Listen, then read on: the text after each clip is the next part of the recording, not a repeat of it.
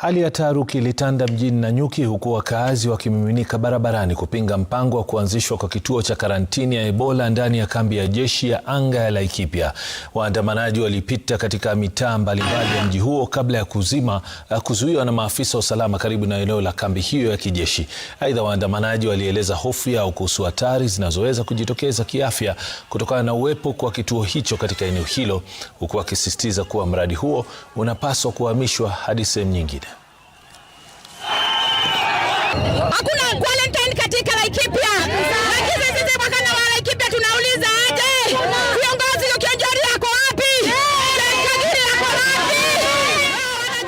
Wanajua tulikuwa tunaletewa Ebola katika Nanyuki. Kionjori na Kagiri wapi? Tumekataa hiyo Ebola na tunasema ya kwamba hiyo agreement wanasema ilisainiwa. Serikali iko na jukumu la kulinda our sovereignty as the Kenyan people, na hakika kwamba hao viongozi wao wa bunge wabadilishe hiyo sheria na hataki quarantine hapa, ndio tunapatia ultimatum.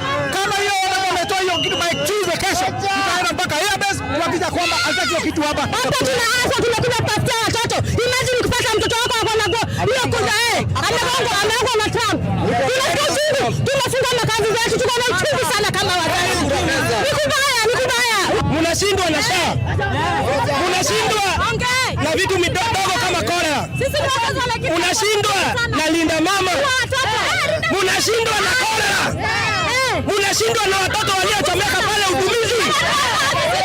Ebola ndio utaweza.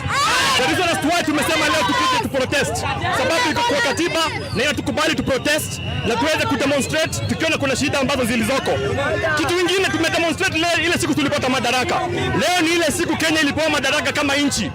Tukapata madaraka kwa independence. Ikuaje United States wanakuja kutukontrolia nchi yetu? Sisi tumekataa Ebola na tumekataa mambo haya.